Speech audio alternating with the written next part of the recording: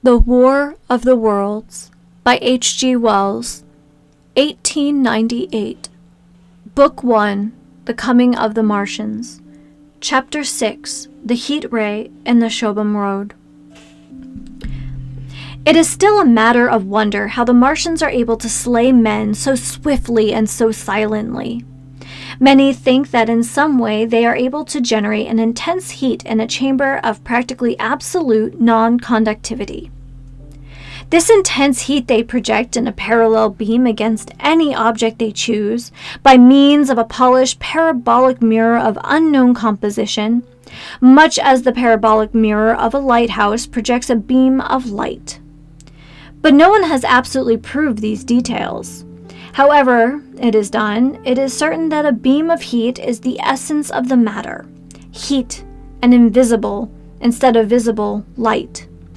Whatever is combustible flashes into flame at its touch. Lead runs like water. It softens iron, cracks and melts glass, and when it falls upon water incontently, that explodes into steam. That night, nearly 40 people lay under the starlight about the pit, charred and distorted beyond recognition, and all night long the common from Horsell to Maybury was deserted and brightly ablaze. The news of the massacre probably reached Shobham, Woking, and Ottershaw about the same time. In Woking, the shops had closed when the tragedy happened, and a number of people, shop people and so forth, attracted by the stories they had heard, were walking over the Horsell Bridge and along the road between the hedges that runs out at last upon the common. You may imagine the young people brushed up after the labors of the day, and making this novelty, as they would make any novelty, the excuse for walking together and enjoying a trivial flirtation. You may figure to yourself the hum of voices along the roads and the gloaming. And yet, of course, few people in Woking even knew that the cylinder had opened, though poor Henderson had sent a messenger on a bicycle to the post office with a special wire to an evening paper. As these folks came out by twos and threes upon the open, they found little knots of people talking excitedly and peering at the spinning mirror over the sand pits, and the newcomers were, no doubt, soon infected by the excitement of the occasion. By 8:30, when the deputation was destroyed, there may have been a crowd of 300 people or more at this place, besides those who had left the road to approach the Martians nearer. There were 3 policemen, too, one of whom was mounted, doing their best, under instructions from Stent, to keep the people back and deter them from approaching the cylinder. There was some sort of booing from those more thoughtless and excitable souls to whom a crowd is always an occasion for noise and horseplay. Stent and Ogilvy, anticipating some possibilities of a collision, had telegraphed from Horsell to the barracks as soon as the Martians emerged, for the help of a company of soldiers to protect these strange creatures from violence.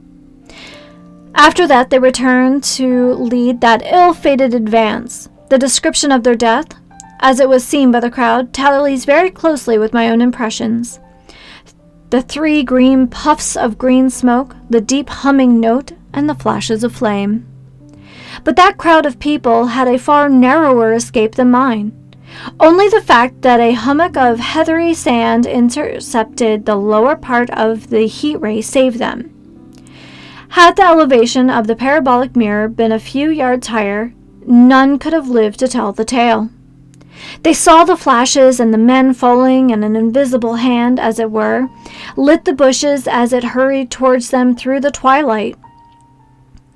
Then, with a whistling note that rose above the droning of the pit, the beam swung close over their heads, lighting the tops of the beech trees that lined the road, and splitting the bricks, smashing the windows, firing the window frames, and bringing down in crumbling ruin a portion of the gable of the house nearest the corner. In the sudden thud, hiss, and glare of the igniting trees, the panic-stricken crowd seems to have swayed hesitantly for some moments. Sparks and burning twigs began to fall into the road, and single leaves like puffs of flame. Hats and dresses caught fire. Then came a crying from the common. There were shrieks and shouts, and suddenly a mounted policeman came galloping through the confusion with his hands clasped over his head, screaming. "They're coming!" a woman shrieked, and incontinently everyone was turning and pushing at those behind in order to clear their way to Woking again. They must have bolted as blindly as a flock of sheep. Where the road grows narrow and black between the high banks, the crowd jammed, and a desperate struggle occurred. All that crowd did not escape. 3 persons at least, 2 women and a little boy, were crushed and trampled there, and left to die amid the terror and the darkness.